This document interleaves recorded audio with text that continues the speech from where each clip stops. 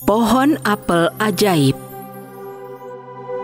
Suatu ketika, di negeri para peri dan raja-raja, hiduplah seorang pria egois bernama Tune yang punya 3 anak perempuan yang sulung dinamai Mono karena ia punya 1 mata saja. Yang kedua bernama Stereo karena ia gadis biasa. Yang ketiga Dolby karena ia punya 3 mata.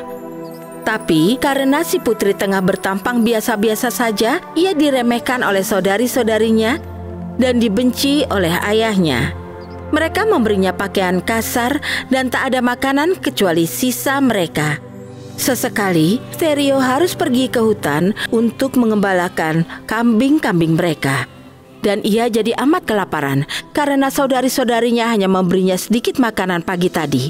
Ia duduk di atas bukit dan menangis. Lalu datanglah peri baik dan berkata, "Mengapa kau menangis, Stereo?" "Karena aku punya 2 mata seperti orang biasa. Karena itulah ayah dan saudari-saudariku tak suka padaku dan nyaris tak memberiku makan. Hari ini mereka telah memberiku amat sedikit, jadi aku masih lapar." "Aku akan mengubah kambingmu menjadi kambing ajaib.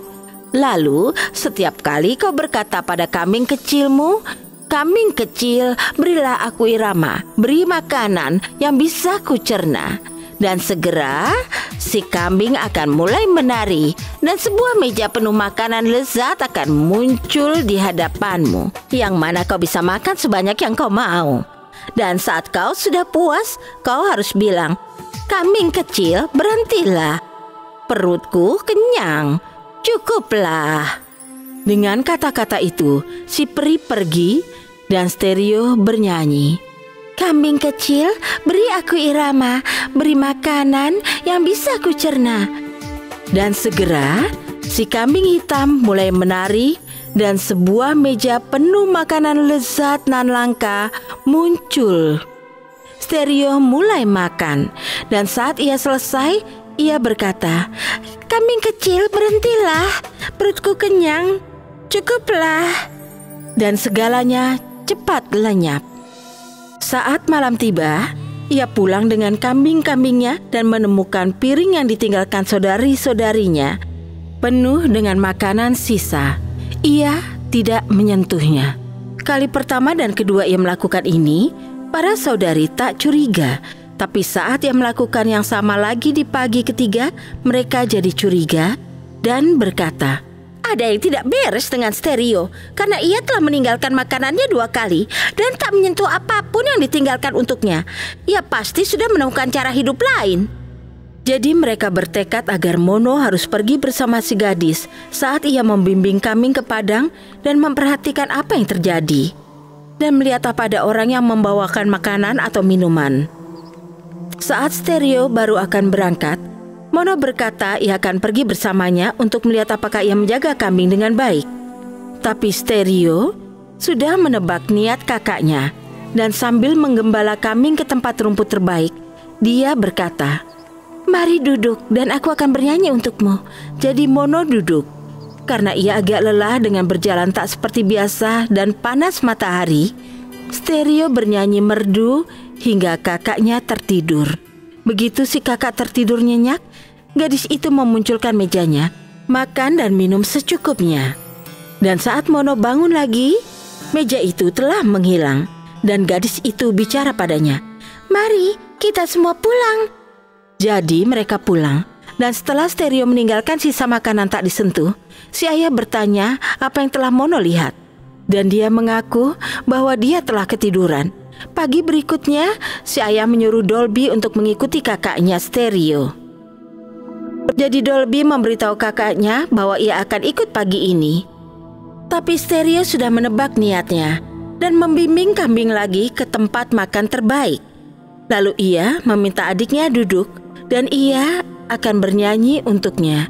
Dan Dolby melakukannya. Lalu Stereo mulai bernyanyi seperti sebelumnya. Berangsur-angsur Dolby menutup 2 dari 3 matanya dan tidur. Tapi mata ketiga masih terbuka. Tetapi Dolby dengan licik menutupnya pula. dan pura-pura tertidur.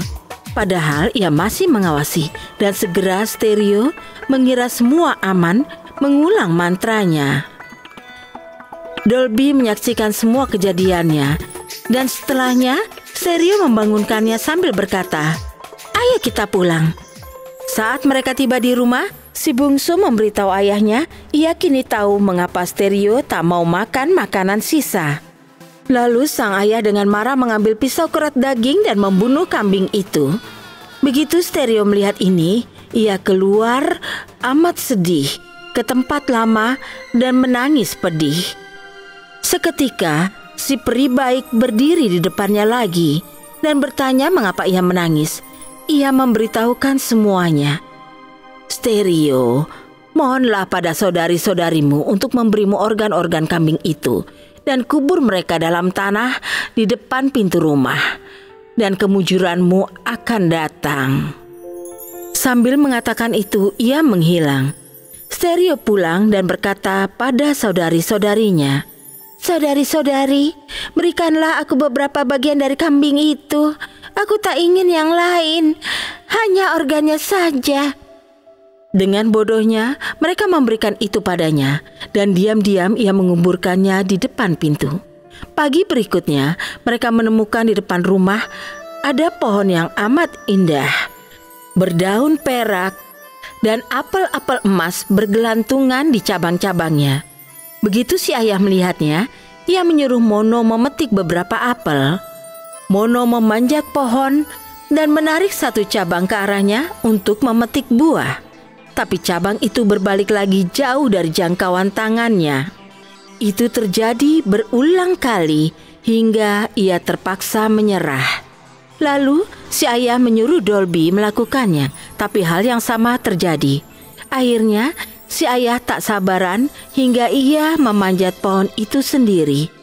Tapi ia tidak lebih berhasil dari kedua putrinya. Stereo kini berpikir ia ingin mencoba. Jadi ia memanjat pohon dan langsung menyentuh cabang, dan apel emas jatuh ke tangannya. Ia mengisi celemeknya dengan apel. Si ayah mengambil semua itu darinya.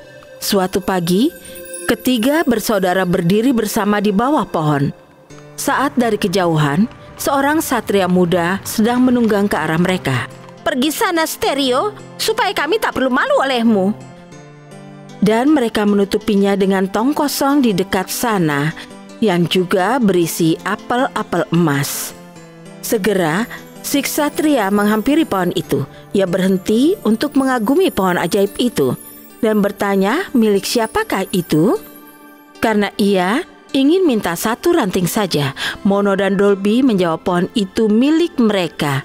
Mereka coba mencabut satu cabangnya untuk si ksatria, tapi cabang-cabangnya melenting balik begitu mereka menyentuhnya. "Ini aneh sekali. Katanya pohon ini milik kalian, tapi kalian tidak bisa memetik buahnya."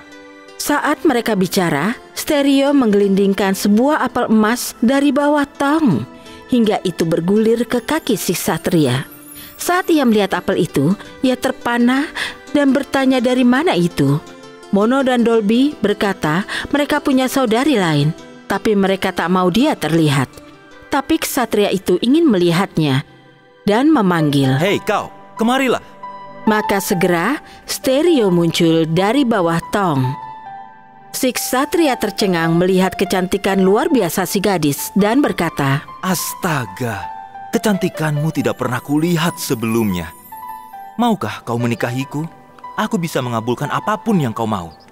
"Iya, aku akan menikahimu, tapi dengan satu syarat. Bawalah aku bersamamu. Di sini aku menderita kelaparan dan kehausan, dan menderita dari pagi sampai larut malam. Bawa dan selamatkan aku." Mendengarkan itu, si ksatria mengangkat Stereo ke sadelnya dan membawanya pulang ke istana ayahnya. Dan setelahnya, ia menikahi gadis itu dan pernikahannya amat bahagia. Pohon itu masih jadi milik Stereo dan tak ada orang lain yang bisa menyentuh atau menebangnya. Tamat.